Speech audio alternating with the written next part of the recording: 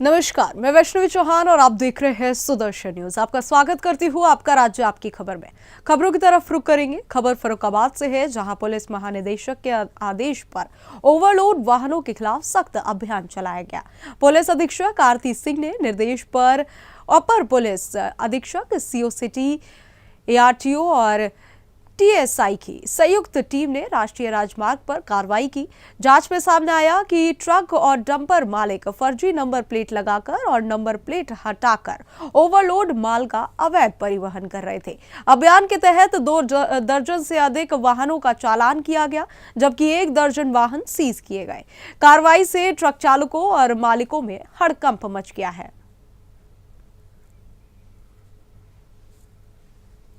वाहन चल रहे हैं उनके विरुद्ध अभियान चलाकर कार्रवाई करने के लिए किस तरह कार्रवाई की जा रही है? देखिए, पुलिस महानिदेशक उत्तर प्रदेश द्वारा जो ओवरलोडेड वाहन है, जो विभिन्न राष्ट्रीय मार्ग और राज्य मार्गों पे ओवरलोडिंग करके चलते हैं, उनके खिलाफ एक अभियान चलाया जा रहा है। 15 दिवसीय अभियान है। इनको जो भी नॉर्म्स है उनका पालन नहीं करते हैं, ओवरलोडिंग करा के चलते हैं, ऐसे वाहनों का चालान और उनकी सीज की कार्रवाई की जा रही है। अब तक जनपद फतेहगढ़ में 2 दर्जन से अधिक वाहन सीज किए जा चुके हैं और अनेकों चालान हुए हैं।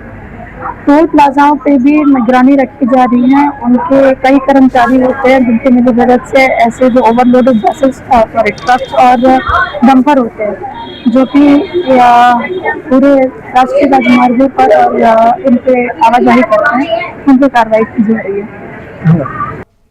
मिर्जापुर में अधिवक्ता राजीव कुमार सिंह की नर्सेज हत्या को लेकर प्रदेश भर के वकीलों में आक्रोश बढ़ता जा रहा है।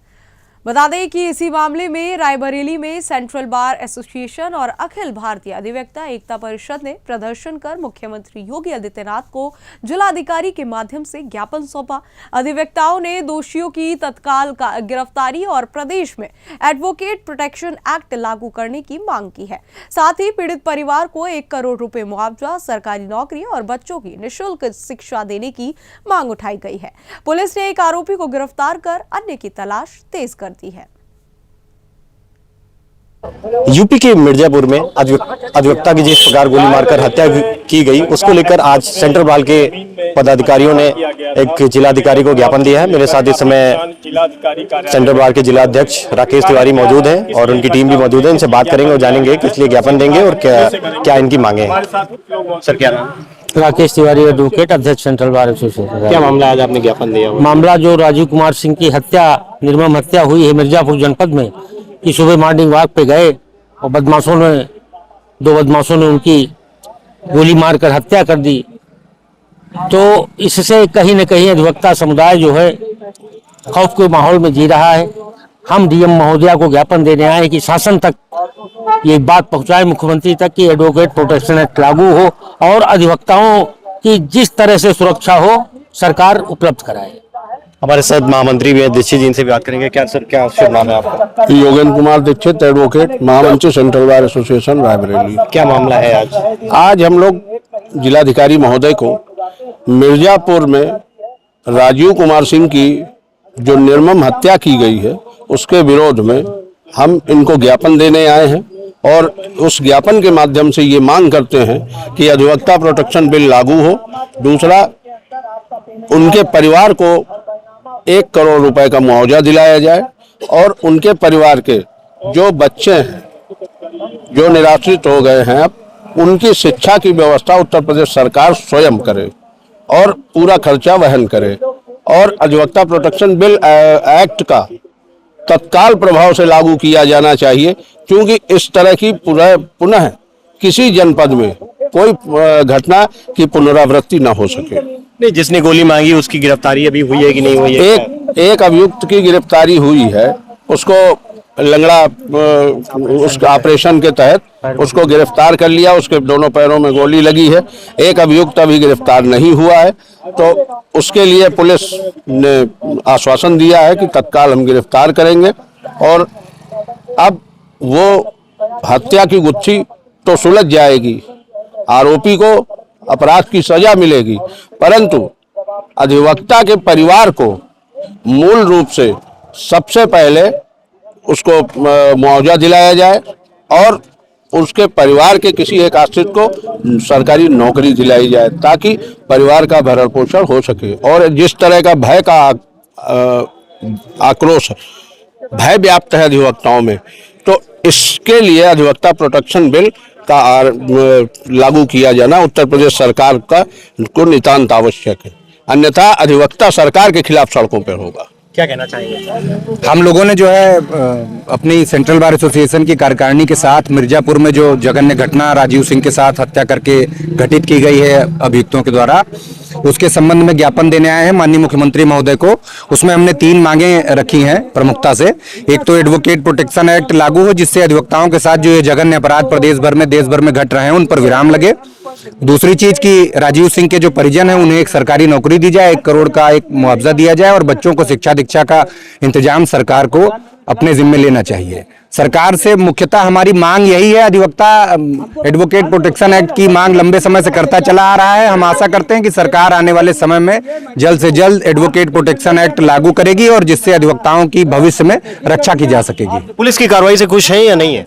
पुलिस की ही कार्रवाई की तरह है। जैसे ढाक के 3 पात, एक अभियुक्त जो उनकी पकड़ में था उसको पकड़ा गया, मुख्य आरोपी जो था वो अभी फरार है और इसके अलावा कोई अपडेट अभी हम लोगों तक पहुंचा नहीं है, क्योंकि दूसरे जनपद का मामला है। पूरे प्रदेश में अधिवक्ता आक्रोशित है। ये हम लोगों का एक सांकेतिक कार्यक्रम है। यदि पुलिस और सरकार शीघ्रता से इस घटना का जो है खुलासा नहीं करती है तो हम सड़क पर आएंगे और पूरा अधिवक्ता समाज जल्द जो है आंदोलनरत दिखाई देगा आपको सड़कों पर। देखिए, जैसा कि रायबरेली के सेंट्रल बार के पदाधिकारियों की मांग है कि जो पीड़ित परिवार है उसको 1 करोड़ रुपए का चेक और एक सरकारी नौकरी दी जाए। वैभव वाजपेयी, सुदर्शन न्यूज, रायबरेली। यूपी के मिर्जापुर में आज वाराणसी के सारनाथ इलाके में मारपीट की बड़ी घटना सामने आई है, जिसका वीडियो सोशल मीडिया पर तेजी से वायरल हो रहा है। पूरी वारदात सीसीटीवी कैमरे में कैद हो गई है। बताया जा रहा है कि सारनाथ थाना क्षेत्र में अवैध गाइडों और मनबड़ युवकों का आतंक लगातार बढ़ता जा रहा है, जो आए दिन पर्यटकों और स्थानीय लोगों से विवाद करते हैं। ताजा मामला पोस्ट ऑफिस के पास का है, जहां 2 पक्षों में जमकर मारपीट हुई। पीड़ितों का आरोप है कि कुछ लोगों ने उन पर हमला किया। पुलिस ने मामले की जांच शुरू कर दी है और आगे की कार्रवाई जारी है।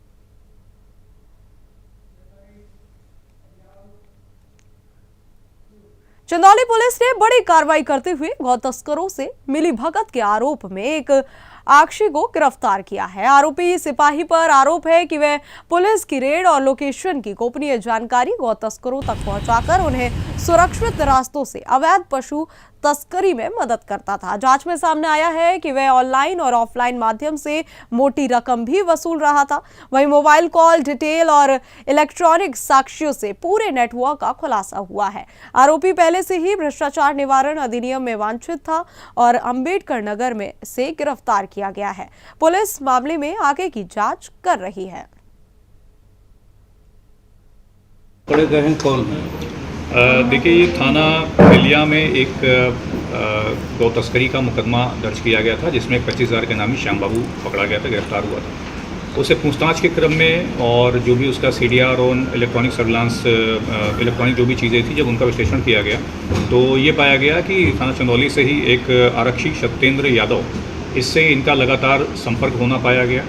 पूछताछ में और भी ये बात सामने आई कि सत्येंद्र यादव के द्वारा जो ये गौ तस्कर हैं, ये अन्य भी कई गौ तस्करों को जो पुलिस की लोकेशन है या जो मूवमेंट है या सेफ पासेज कराने के लिए इस प्रकार से सहयोग किया जाता था। प्रकरण में ये भी अवगत कराना है कि जो सत्येंद्र यादव है, इस पर पूर्व में भी गौ तस्करों के सहयोग के संबंध में ही भ्रष्टाचार निवारण का भी एक मुकदमा थाना सैयद राजा में पंजीकृत था, जहाँ से एंटीसिपेटरी बेल पर था। इस अभियोग में श्याम बाबू के द्वारा जब जानकारी मिली तो इस पर काम करना शुरू किया गया और इसकी ये तथ्य संज्ञान में आया कि वर्तमान में अम्बेडकर नगर में रह रहा है। वहाँ पर तत्काल टीम भेज करके इसकी गिरफ्तारी कराई गई है। इस समय निलंबित भी चल रहा था एवं थाना चंदौली जनपद से गैर हाजिर भी चल रहा था और लगातार इस तरह के अवैध गतिविधियों में संलिप्त था। इसके साथ एक सिपाही के और सदराजा में मुकदमा दर्ज हुआ था, उस पर क्या करना? जी, इसके एक भाई पे भी मुकदमा दर्ज हुआ था, जो कि उस जो भ्रष्टाचार का मुकदमा था उसमें जेल भी गया था। इस पे भी हम डिटेल में काम करेंगे, मैनुअल सूचना के आधार पे भी, जो इलेक्ट्रॉनिक चीज़ें हैं उनके आधार पे भी, और इसमें जो भी लोग इसमें सम्मिलित हैं, चाहे वो विभाग के बाहर के हों या विभाग के अंदर के हों, किसी को छोड़ा नहीं जाएगा।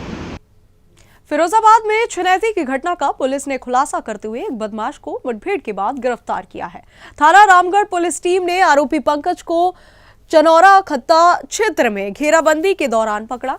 बताया गया है कि आरोपी ने पुलिस टीम पर फायरिंग की, जिसके जवाब में पुलिस की कार्रवाई में उसके पैर में गोली लग गई। घायल आरोपी को जिला अस्पताल में भर्ती कराया गया है। उसके कब्जे से लगभग 315 बोर का तमंचा, कारतूस, मोटरसाइकिल और मोबाइल फोन बरामद हुए हैं। पुलिस के अनुसार आरोपी ने अपने साथियों के साथ मिलकर मोबाइल छिनैती की वारदात को अंजाम दिया था।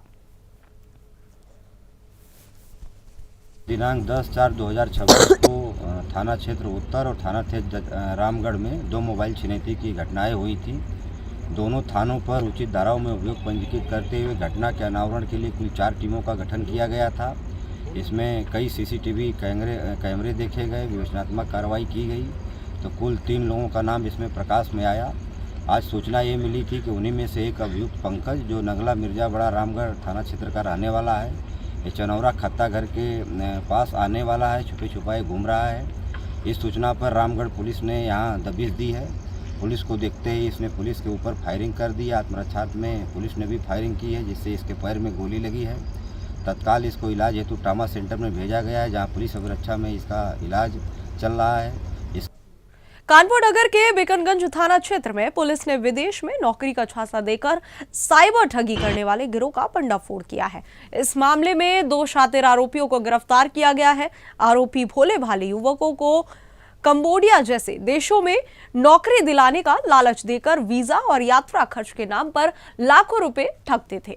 जांच में सामने आया कि विदेश पहुंचने के बाद युवकों को जबरन साइबर फ्रॉड में लगाया जाता था। पुलिस के अनुसार 6 में से 3 पीड़ित वापस आ चुके हैं, वहीं अन्य आरोपियों की तलाश जारी है।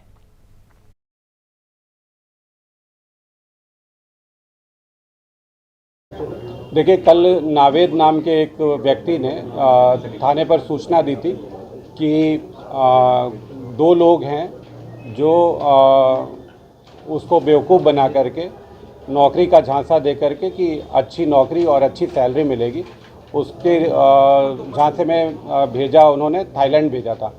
थाईलैंड से उसे कंबोडिया ले जाया गया और कंबोडिया में ले जा करके उससे विभिन्न स्कैम्स में उसको शामिल कर लिया गया। जब वो इस बात से सहमत नहीं था, वो वहाँ पे दूसरी जॉब के लिए गया हुआ था, लेकिन जब उसको इस स्कैम के काम की दिया गया तो उससे असंतुष्ट होकर के उसने लगातार प्रयास किया और प्रयास करके किसी तरह से वापस वो इंडिया आया और यहाँ आकर के उसने बताया कि उससे 3 लाख रुपए इन लोगों ने ठगे और ठग करके उसको वहाँ कंबोडिया भेज दिया और स्कैमिंग के जाल में फंसा दिया। चंदौली पुलिस को बड़ी सफलता हाथ लगी है, जहां 400 ग्राम अवैध हीरोइन के साथ 2 तस्करों को गिरफ्तार किया गया है। बरामद नशीले पदार्थ की अंतर्राष्ट्रीय बाजार में कीमत करीब 50 लाख रुपए बताई जा रही है। पुलिस के अनुसार आरोपी सब्जी के झोले में हीरोइन छिपाकर उसकी तस्करी कर रहे थे। ये खेप वाराणसी के रास्ते गाजीपुर पहुंचाई जाती थी। बता दें कि उससे पहले ही पुलिस ने कार्रवाई कर पूरे नेटवर्क को ध्वस्त कर दिया। दोनों आरोपियों के खिलाफ NDPS एक्ट के तहत मुकदमा दर्ज कर आगे की जांच और नेटवर्क की पड़ताल की जा रही है। पुलिस आज एक और सराहनीय कार्य किए हैं। अवैध हेरोइन लेकर के जाते हुए 2 NDPS तस्करों को गिरफ्तार किया गया है। उनका रूट ये था कि दोनों जो है बाराबंकी का रहने वाले हैं और बनारस से लेकर के गाजीपुर एक व्यक्ति को देने का प्रयास कर रहा था। इसमें 2 अभियुक्त गिरफ्तार है, दोनों बाराबंकी से हैं। कुल 400 ग्राम हेरोइन इसमें बरामद किया गया, जिसका अनुमानित लागत लगभग 50 लाख है एवं पड़ाव चौराहा से गिरफ्तार किया गया है मुखबिर की सूचना के आधार पर। और जब इनके आपराधिक इतिहास चेक किया गया, ये पाया गया कि एक अभियुक्त के विरुद्ध पहले से ही गाजीपुर से 2 मुकदमा ऑलरेडी पंजीकृत है, जिसमें से एक गैंगस्टर भी है। तो आगे इसमें CDR एवं अन्य इलेक्ट्रॉनिक साक्ष्य एवं फाइनेंशियल लिंकेजेस के अनुसार फॉरवर्ड और बैकवर्ड लिंकेजेस ट्रेस करके इसमें और काम किया जाएगा। कानपुर से बड़ी खबर है, जहां बीजेपी ने बाबा साहिब डॉक्टर भीमराव अंबेडकर जयंती को लेकर विशेष तैयारी शुरू कर दी है। बीजेपी उत्तर जिला संगठन ने शहर के सभी अंबेडकर प्रतिमा स्थलों पर स्वच्छता अभियान चलाने का निर्णय लिया है। जिला अध्यक्ष अनिल दीक्षित ने पदाधिकारियों के साथ बैठक कर निर्देश दिए कि सभी प्रतिमा स्थलों की साफ सफाई कर उन्हें सजाया जाए। इसके साथ ही 13 अप्रैल की पूर्व संध्या पर सभी स्थानों पर दीप प्रज्वलन कार्यक्रम आयोजित किया गया। वहीं पार्टी का कहना है कि यह अभियान बाबा साहिब के सम्मान और उनके विचारों को जन जन तक पहुंचाने के उद्देश्य से किया गया था। क्या ऐसा अभियान रहेगा क्या? नेतृत्व ने भीमराव अंबेडकर की जन्म जयंती के अवसर पर अभियान आया है। उसके निमित्त उनकी जन्म जयंती की पूर्व संध्या पर यानी 13 तारीख को कानपुर महानगर उत्तर में जितने भी बाबा साहब अम्बेडकर की प्रतिमाएं हैं उनकी साफ सफाई का और दीपोत्सव का कार्यक्रम है। 14 अप्रैल को महानगर उत्तर के जितने भी 1258 बूथ हैं, हर बूथ में उनकी प्रतिमा लगा करके उन पे पुष्प अर्पित करने का काम है, जिसमें मंडल अध्यक्षों के माध्यम से सेक्टर संयोजकों को ये दायित्व दिया गया है कि अपने अपने बूथों में जाकर के वहाँ का एक प्रमुख बनाया गया है, एक वक्ता बनाया गया है। ये 2 लोग जाएंगे वहाँ पर, हर बूथ में उनकी प्रतिमाओं पर पुष्पांजलि करने के बाद बाबा साहब अम्बेडकर के बारे में अपना कुछ व्याख्यान लोगों को देंगे, जागरूक करने का काम करेंगे। 14 तारीख को ये कार्यक्रम है। 15, 16, 17 विभिन्न बस्तियों में जाकर के भ्रमण का हम सब लोगों को बस्तियों में जाकर के बाबा साहब अम्बेडकर की उपलब्धियों के बारे में विभिन्न बस्तियों में उनको बताने का काम करेंगे। 16, 17 तारीख को हर विधानसभा में एक गोष्ठी का आयोजन होना है, जो हर विधानसभा में कोई स्थान तय कर लिया हम लोगों ने, कुछ जगह तय करना बाकी है, वहाँ पर गोष्ठी का आयोजन होना है। इतने कार्यक्रम फिलहाल अभी तक आए। कानपुर से किडनी तस्करी नेटवर्क में बड़ी कार्रवाई सामने आई है, जहां थाना रावतपुर पुलिस ने 25,000 रुपए के इनामिया आरोपी रोहित तिवारी को गिरफ्तार किया है। आरोपी पर अवैध किडनी ट्रांसप्लांट सिंडिकेट चलाने का गंभीर आरोप है। पुलिस के अनुसार वह खुद को डॉक्टर बताकर मरीजों, डोनर और अस्पतालों के बीच पूरा नेटवर्क संचालित करता था। जांच में सामने आया है कि आरोपी मेरठ और कानपुर की टीमों से जुड़कर कई अवैध ट्रांसप्लांट ऑपरेशन करवा चुका है। अब तक 30 से अधिक ऑपरेशन का खुलासा हुआ है। बता दें कि पुलिस अन्य फरार आरोपियों की तलाश में लगातार दबिश दे रही है। सबसे बड़ी गिरफ्तारी अभी तक हुई है, जिसको मुख्य आरोपी माना जा रहा था, क्या जांच में निकला है, क्या है पूरा पता? ये रोहित तिवारी है, मूलतः ये बिलग्राम हरदोई का रहने वाला है। ये 25,000 का इनामिया था। इस पूरे सिंडिकेट का ये एक तरह से मास्टरमाइंड था। इसकी आज सुबह रावतपुर क्षेत्र से इसकी गिरफ्तारी हुई है। इससे जो इनिशियल पूछताछ हुई है उसमें इसके द्वारा बताया गया है कि ये जो मेरठ की जो टीम थी, जिसमें रोहित मुदगल और डॉक्टर अली थे, अफजाल थे, ये उनके साथ संपर्क में था और ये उस टीम को अरेंज करके यहाँ पर लाया था और ये आहूजा हॉस्पिटल में ऑपरेशन होता है। इसमें इसके जो मोबाइल से वो भी बरामद नहीं हुए हैं। इसके कथनानुसार इसने मोबाइल जो है वो कहीं फेंक दिया है। इसकी पुलिस कस्टडी रिमांड लेकर के हम लोग मोबाइल रिकवर कराने का प्रयास करेंगे। जो पूछताछ हुई है ये 12th पास है। इसने कुछ प्राइवेट जॉब्स किया, फिर उसके बाद ये वैभव मुदगल का जो हॉस्पिटल है मेरठ में, वहाँ पर भी इसने कुछ समय काम किया है और वहीं से ये इस पूरे सिंडिकेट के संपर्क में आता है। ये लगभग 2018 से ये इस कृत्य में शामिल है। कानपुर के चकेरी थाना क्षेत्र से ससुर और बहू के विवाद का मामला सोशल मीडिया पर तेजी से वायरल हो रहा है। वायरल वीडियो में एक बुजुर्ग द्वारा बहू को घसीटने और मारपीट करने के आरोप लगाए गए हैं, लेकिन अब इस मामले का दूसरा पक्ष भी सामने आया है। परिजनों और स्थानीय लोगों का कहना है कि ये पूरा विवाद पहले से चल रहे घरेलू विवाद और कोर्ट केस से जुड़ा है। आरोप है कि 10 अप्रैल को बहू अपने साथ कुछ महिलाओं के साथ घर पहुंची थी, जिसके बाद विवाद बढ़ा और घटना का वीडियो वायरल किया गया। मामले की जांच अभी जारी है। शादी होते ही शुभम वर्मा। शुभम, क्या है मामला, क्या कैसे देख रहे हैं इस पूरे मामले को? देखिए जो मामला है ये पूरा षड्यंत्र के तहत किया गया है, क्योंकि जिस समय यह परिवार मथुरा, वृंदावन, आगरा घूमने गया था और उस टाइम इनके घर पर सिर्फ एक बुजुर्ग व्यक्ति थे, तो मोहल्ले के ही किसी व्यक्ति ने उनसे संपर्क किया, उनको बताया और षड्यंत्र के तहत वो 5 औरतें साथ में मीडिया के कुछ लोग और वकील वो सब एक साथ आए और उन्होंने वीडियो बनाना चालू कर दिया। मोहल्ले के एक दो बच्चे जो अंदर गए जिन्होंने बीच बचाव करने का प्रयास किया, तो उन्होंने उनका भी वीडियो बनाया, उनको धमकी दी कि यदि तुम बीच में पड़ोगे तो तुम्हारा भी नाम मुकदमे में डाल देंगे और छेड़छाड़ का मुकदमा तुम्हारे ऊपर भी लगा देंगे। सरकार जी क्या कैसे देख रही है पूरे मामले को? अरे आज हम सुबह इनके साथ गए तो कपड़ा लेने जी, तो 5-10 मिनट बाद वही तुरंत फोन हो गया पुलिस और पुलिस आ गई।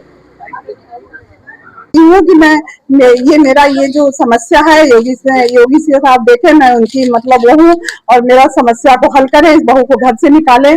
नहीं हम लोग क्या करेंगे, हमें कुछ समझ, हम लोग क्या मर जाए क्या बताइए? हम लोग जहर खा के हमको मरना पड़ेगा क्या? यदि हम लोग घर में नहीं रहे दूसरे के घर में कब तक रहेंगे ये बताइए? तो इसलिए हम प्रार्थना है कि इसको घर से निकाला जाए। जब तक कोर्ट में केस चल रहा है, कोर्ट का फैसला नहीं आता है, तब तक ये मेरे घर नहीं रह सकती है। फिर मेरा घर है यहाँ पे, मैं क्या बोलते सास ससुर, ये जो हमको रख नहीं पा रही है, रोज मर रही, तो हम इसको कैसे रख लेंगे सर? हम लोग जी कैसे देख रहे हैं पूरे मामले को? ये मामला पूर्ण नियोजित चल रहा है, षड्यंत्र रचा हो, क्योंकि जो हिसाब से सोशल मीडिया में वीडियो वायरल हो रहा है इनका, तो उसमें दिखा रहे हैं कि हमको घर में कैद कर लिया, जब खुद चल गया है तो घर में कैद कैसे कर लेगा दुबे परिवार में। और इसी के तहत उन्होंने साजिश रची और एक तरीके से बताया कि दुबे जी ने उनके साथ मारपीट करी, जो कि ऐसा नहीं है।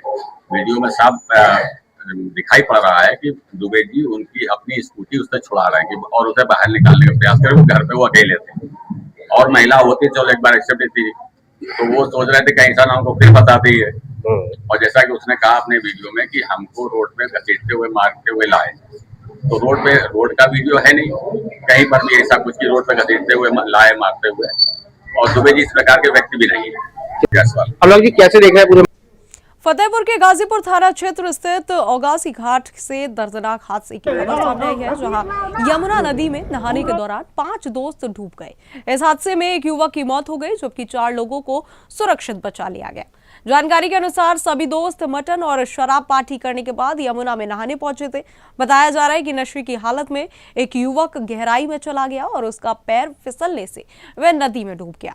देखते ही देखते वह तेज बहाव में बह गया। स्थानीय लोगों ने बचाव कार्य शुरू कर 4 युवकों को बाहर निकाल लिया, लेकिन एक युवक की जान नहीं बचाई सकी। वहीं शव को बाद में ग्रामीणों की मदद से नदी से बाहर निकाला गया। घटना की सूचना पर पुलिस मौके पर पहुंची और जांच शुरू कर दी है।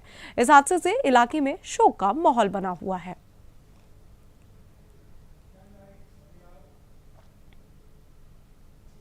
शामली के थाना भवन क्षेत्र से चोरी की बड़ी वारदात सामने आई है, जहां दिल्ली सहारनपुर रोड स्थित बस स्टैंड के पास एक दुकान का ताला तोड़कर चोर नकदी और सामान लेकर फरार हो गए। पूरी घटना पास में लगे सीसीटीवी कैमरे में कैद हो गई है। पीड़ित नावेद राणा ने बताया कि वह रात में दुकान बंद कर घर गए थे और सुबह लौटने पर दुकान का ताला टूटा मिला। करीब 55,000 रुपए नकद और अन्य सामान चोरी हुआ है। पुलिस ने मामला दर्ज कर जांच शुरू कर दी है और सीसीटीवी फुटेज के आधार पर आरोपियों की तलाश की जा रही है। क्या नुकसान जो है लगभग 50-55 हज़ार रुपये तो जो है नगद कैश थे और लगभग जो है 15-20 हज़ार रुपये सिगरेट है। इसमें एडवांस, गोल्ड फ्लैग और आप कमांडर बड़ी सिगरेट सब खंडा साफ कर रखा। क्या किस तरीके से चोरी? रात हम लगभग 10-10 में दुकान बढ़ाते हैं रूटीन के हिसाब से, दुकान बंद कर चले गए। अब मॉर्निंग में जब हम चाबी लेकर आए तो हमें देखा कि सामान हमारा सब बिखरा हुआ पड़ा है, ताला टूटा हुआ है। जब हमने धक्का से उठा के तो हमने तुम्हारे गले में पैसे हैं और नहीं हमारे खाने में सिगरेट है, वो सब अज्ञात ले चुके हैं। और पहली रिकॉर्ड है कि योगी के शासन में इतना बड़ा प्रचार हाईवे पे, मेन हाईवे पे दुकान फटना कोई मामूली की बात नहीं है। 40 साल हमारी दुकान को हो चुके हैं, आज तक कोई वारदात नहीं हुई। लखीमपुर खीरी से बड़ी खबर है, जहां कोतवाली गोला गोकरनाथ क्षेत्र के ग्राम बुडवारा में एक मजदूर की संदिग्ध परिस्थितियों में मौत से हड़कंप मच गया है। जानकारी के अनुसार 35 वर्षीय बंसीलाल को खेत स्वामी बजाज द्वारा काम के लिए घर से बुलाया गया था, लेकिन देर रात वह वापस नहीं लौटा। बाद में उसका शव उसी खेत से बरामद हुआ जहां वह काम कर रहा था। घटना के बाद परिजनों ने हत्या का आरोप लगाते हुए पुलिस पर कार्रवाई न करने का आरोप भी लगाया है। मामले को लेकर गांव में तनाव को देखते हुए पुलिस और पीएससी तैनात कर दी गई है।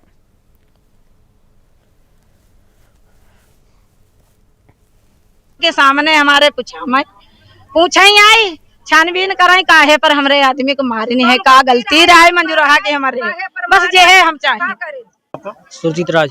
हाँ, क्या बताना चाहेंगे? हम बता रहे हमें इंसाफ चाहिए। हाँ, इंसाफ के भी कई तरीके होते हैं। किस विभाग से, किससे आप कौन सा इंसाफ? मर्डर हुआ, हमें मर्डर में मुलजिम को जेल जाना है जी। हाँ, क्लियर, ये हमारा क्लियर फैसला है। तो आपको ऐसा नहीं लगता कि इंसाफ मिल रहा है? जी, शासन से आपको ऐसा लग नहीं रहा है कि आपको इंसाफ मिल रहा है? नहीं मिल रहा है। हमें इंसाफ मिलता है तो हम अभी मिट्टी हो जाती। आपको इंसाफ नहीं मिल रहा है? नहीं मिल रहा है। और अगली खबर बिहार के समस्तीपुर से, जहां विधान प्रखंड का सामुदायिक स्वास्थ्य केंद्र मूलभूत सुविधाओं के अभाव में जूझ रहा है। करीब 10 वर्ष पहले बना यह अस्पताल आज भी स्टाफ, डॉक्टरों और जरूरी उपकरणों की भारी कमी से प्रभावित है। यहां MBBS doctor, nurse, X ray operator और अन्य तकनीकी कर्मियों की तैनाती नहीं होने से मरीजों को परेशानी का सामना करना पड़ता है। स्थानीय लोगों का आरोप है कि अस्पताल परिसर में सुरक्षा और बाउंड्री की भी कमी है। रविवार को निरीक्षण के दौरान कई कक्ष बंद मिले, जिससे स्वास्थ्य सेवाओं की वास्तविक स्थिति उजागर हो गई। विधान समस्तीपुर जिला मुख्यालय से 80 किलोमीटर के दूरी पर प्रखंड है और हसनपुर विधानसभा का एक महत्वपूर्ण बिंदु स्तंभ है। मैं इस समय विधान के कम्युनिटी हेल्थ सेंटर पे हूँ, जो जिला मुख्यालय से 80-85 किलोमीटर की दूरी पे है। हसनपुर विधानसभा का अस्पताल है और यहाँ आने तक मुझे भी परेशानियों का सामना करना पड़ा, क्योंकि बीच में रास्ते टूटे हुए थे। अस्पताल के अंदर जो व्यवस्था है, इंफ्रास्ट्रक्चर तो मिला जुला के अच्छा है, लेकिन उसके अलावा मैन पावर के साथ साथ टेक्निकल इंस्ट्रूमेंट और चिकित्सकों की यहाँ दरकार है, ज़रूरत है, जिसको राज्य स्वास्थ्य समिति, जिला स्वास्थ्य समिति और संबंधित बड़े पदाधिकारी के माध्यम से निश्चित रूप से आने वाले कुछ ही दिनों में उपलब्ध करा देने की बात होनी चाहिए। सुदर्शन जी, उसकी मांग रहेगी कि इस देहाती इलाके में, ग्रामीण परिवेश वाले इलाके में, जहाँ लोग बड़ी विश्वास और साख के साथ अस्पताल में अपना उपचार कराने आते हैं, वहाँ सुविधा की बात होनी चाहिए और उसी सुविधा के भरोसे वो अस्पताल तक चल के आते हैं 40 किलोमीटर 50 किलोमीटर की दूरी से। लेकिन कुछ ऐसे बिंदु हैं जो नहीं होने की वजह से यहाँ स्वास्थ्य की व्यवस्थाओं में समस्याएं उत्पन्न हो रही हैं। मेरे साथ एमडीएस डेंटिस्ट हैं डॉक्टर अभिषेक कुमार, जो पिछले 5 वर्षों से यहाँ कार्यरत हैं। इनसे इस संबंध में जानकारी प्राप्त करते हैं और ये जानने की कोशिश करते हैं कि आखिर किन बिंदुओं पर राज्य स्वास्थ्य समिति यहाँ ध्यान दे तो जो व्यवस्था है उसमें सुधार हो जाएगी। जी बताएं, क्या क्या मांग रहेगी आपकी?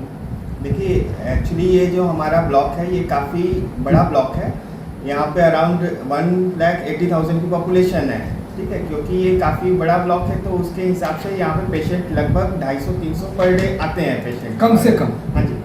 तो हमारे यहाँ वैसे तो फार्मासिस्ट क्योंकि यहाँ पे नहीं है तो काम तो चल रहा है किसी भी तरीके से, लेकिन दवाइयाँ तो सारी अवेलेबल है। 218 प्रकार की, हमारे 212 प्रकार की हमारे, हाँ जी, आउटडोर में दवा है, इंडोर में हमारे यहाँ 97 टाइप की दवा है, ठीक है। देखिए, थोड़ी समस्या क्योंकि हमारे यहाँ 4 दीवारी नहीं है, क्योंकि आप देख रहे होंगे ये काफ़ी कोने में है हमारा ये सुरक्षा के दृष्टिकोण से, ताकि कोई असामाजिक घटना न हो। जैसे लास्ट वीक भी किसी का एक बच्चा खो गया था, ठीक है। तो वो सब देखते हुए यहाँ पे बाउंड्री की सबसे पहले रिक्वायरमेंट है, ठीक है। बाउंड्री हो गया, हमारे यहाँ एक्सरे मशीन है, बट यहाँ पे क्योंकि टेक्नीशियन दिसंबर में रिटायर हो गया था तो उसके कारण से एक्सरे फिलहाल 3-3.5 महीने से बंद पड़ा हुआ है।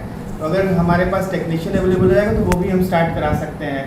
तो इसी तरीके से छोटी छोटी चीज़ें हैं जो हम लोग का अगर अवेलेबिलिटी हो जाए, क्योंकि सिविल सर्जन महोदय की तरफ से अगर ये सारी सुविधाएं हमारे पास हो जाए तो हम लोग पब्लिक को ज़्यादा बेहतर सेवा दे पाएंगे। दरभंगा के सुंदरपुर इलाके में रविवार शाम एक भीषण अग्निकांड ने पूरे क्षेत्र को दहला दिया।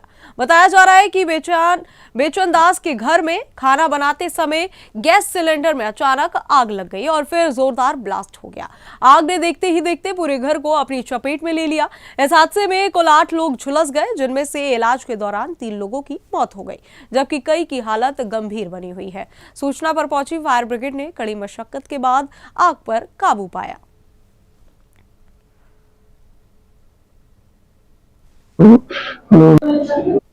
सुंदरपुर में आग लगने की घटना में अपनी सूचना प्राप्त हुई। हम लोग शुरू में 2 गाड़ी भेजे और सिलेंडर से आग लगी थी। खाना बनाने के क्रम में 2 महिलाओं के इंजर्ड होने की सूचना है, जिनको हॉस्पिटल भेजा गया है।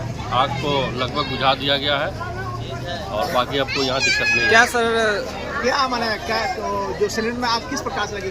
खाना बनाने के क्रम में कुछ गड़बड़ी हुई होगी, इस वजह से आग लगी है। कोई बच्चे का भी जलने का जो है, एक बच्चा के भी जलने की सूचना है, उनको भी हॉस्पिटल भेजा गया है। कितने लोग अभी तक घायल की सूचना है? 3 लोगों की सूचना है। बताइए कि अब मौसम भी बदल रहा है, सघन आबादी वाला इलाका है, करेंगे अभी जो लोगों से मेरी यही अपील है कि खाना बनाने के समय आप सावधानी बरतें। गैस सिलेंडर की आग में विशेष रूप से जब भी खाना बनाने जाएं तो वहाँ पानी रखें, एक कपड़ा, सूती कपड़ा रखें, क्योंकि गैस सिलेंडर का आग इतनी जल्दी नहीं लगता है। उसमें जब हम ऑक्सीजन की सप्लाई बंद कर देंगे आग ऑटोमेटिकली बुझ जाएगा। तो उस पानी को में जो सूती कपड़ा है उसको डाल करके सिर्फ उस पर हम रख देंगे, बस आग बुझ जाएगी, बाकी कुछ नहीं करना है। तो इतना अगर हमारी माताएं बहनें करेंगी, कहीं भी अगर इस तरह की सूचना मिलती है तो कोई समस्या नहीं होगी, कोई आग लगने की घटना नहीं घटेगी। क्षेत्र के सुंदरपुर में आग लगने से की घटना हुई है, क्या हुआ है सर? एक्चुअली घर में आग लगने की सूचना प्राप्त हुई है, उसके बाद जो है कुछ लोग जल गए और गंभीर रूप से घायल हुए, उनको इलाज के लिए लाया गया हॉस्पिटल। उनमें से 3 लोगों का डेथ हो गया है, जिनमें वाइफ हस्बैंड है और एक छोटा बच्चा है 2-2.5 महीने का। और कितने लोग घायल हैं सर? 3 से 4 लोगों के घायल होने की सूचना मिली है। आग बुझाने के क्रम में हम लोगों का एक अग्निशमन का एक सिपाही भी घायल है। सर कैसे लगी आग? वो अभी हम लोग देख रहे हैं उसको। अभी फिलहाल जो है प्रारंभिक रूप से यही जानकारी मिली है, कैसे लगी है वो सब हम लोग बाद में देखेंगे। पहले प्राथमिकता ये है कि हम लोग सारी कार्रवाइयाँ कर लें। अभी प्रक्रिया क्या की जा रही है सर? अभी हम लोग डेड बॉडी को जो है पोस्टमार्टम के लिए भेज रहे हैं और कोशिश होगी कि अर्लीस्ट पॉसिबल हम लोग पोस्टमार्टम करा लें। कैमूर के दुर्गावती थाना क्षेत्र में उस समय हंगामा मच गया जब प्रकाश हॉस्पिटल एंड ट्रॉमा सेंटर में इलाज के दौरान एक 55 वर्षीय मरीज की मौत हो गई। मृतक की पहचान राम इकबाल कुशवाहा के रूप में हुई है। परिजनों ने अस्पताल प्रशासन पर गंभीर लापरवाही का आरोप लगाते हुए शव को NH-19 पर रखकर हाईवे जाम कर दिया, जिससे घंटों यातायात बाधित रहा। परिजनों का कहना है कि समय रहते मरीज को बेहतर इलाज के लिए रेफर नहीं किया गया। सूचना पर SDM और DSP मौके पर पहुंचे और समझा बुझाकर जाम को हटवाया गया। वहीं मामले में आगे की जांच जारी है।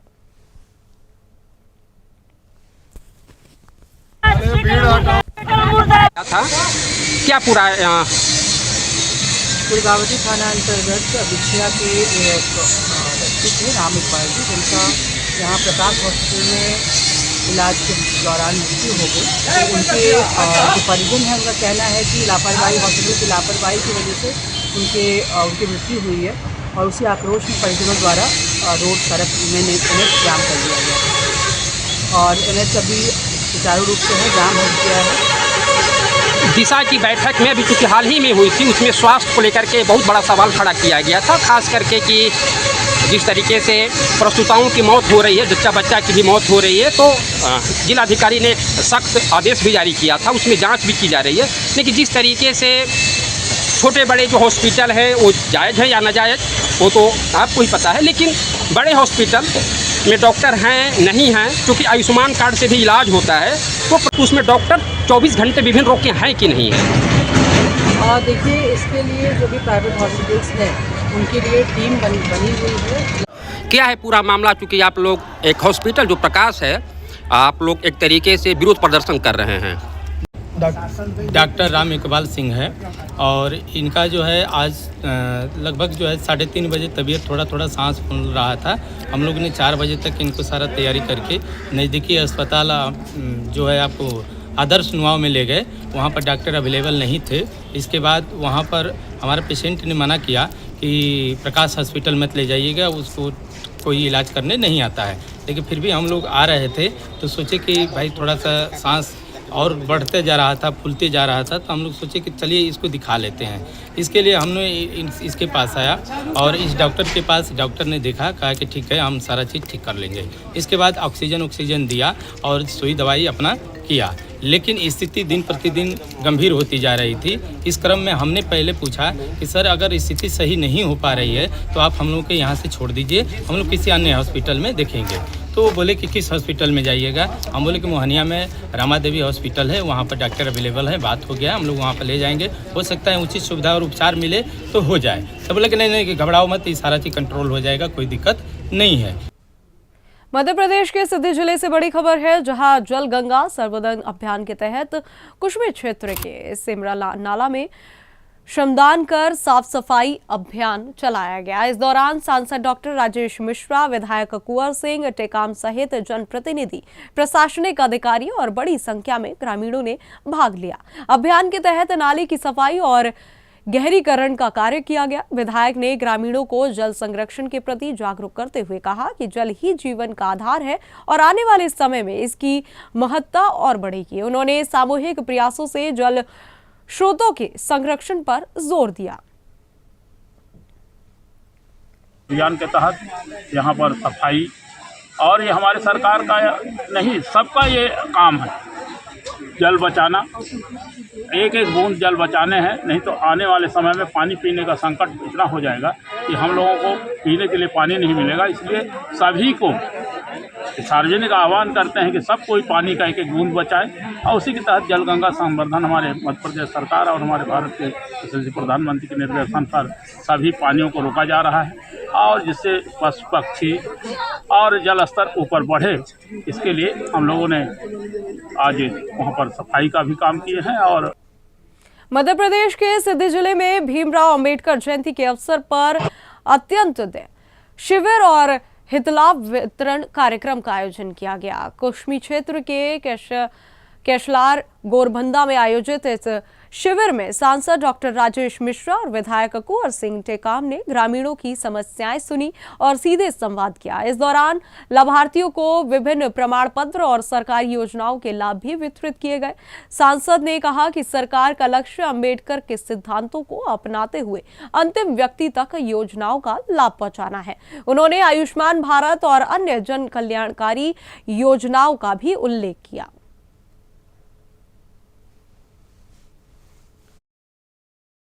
क्या कहेंगे आप? देखिए, बाबा साहब भीमराव अम्बेडकर की 14 अप्रैल को जन्म जयंती है, और उसके पहले हम लोग एक हफ्ते का ये कार्यक्रम चल रहा है। गाँव चलो बस्ती चलो अभियान हमारा चल रहा है, और उस गाँव चलो बस्ती चलो अभियान के तहत ही हम लोग पूरे गाँव जा रहे हैं, ऐसे जनसंपर्क कर रहे हैं, सफाई अभियान, स्वच्छता कर रहे हैं, जो वरिष्ठ लोग हैं उनका हम सम्मान कर रहे हैं, जो हमारे हितग्राही हैं उनसे मिल रहे हैं। तो आज हम लोगों ने चुना कि हम ऐसी जगह चलें। हमारे धौनी विधानसभा में ये एक ऐसी पंचायत है कि जहाँ तक लाभ पहुँचाने में थोड़ा सा कठिनाइयाँ होती हैं रोड की वजह से और फॉरेस्ट की वजह से। हम लोग आज यहाँ पर हैं और पूरी चर्चा करके जा रहे हैं, एक एक विषय की समीक्षा लेकर के जा रहे हैं, और यहाँ के लोगों से हमारा बड़ा स्नेह है। मैं लगभग हर साल यहाँ आता हूँ, इसलिए इस साल यहाँ हूँ। विधायक जी तो कल भोपाल से चल करके भी आ रहे हैं, सीधे आए, घर भी नहीं गए। और फिलहाल इस बुलेटिन में इतना ही। देश और दुनिया की तमाम खबरों के लिए हमारे साथ बने रहे और देखते रहे सुदर्शन न्यूज। जय हिंद।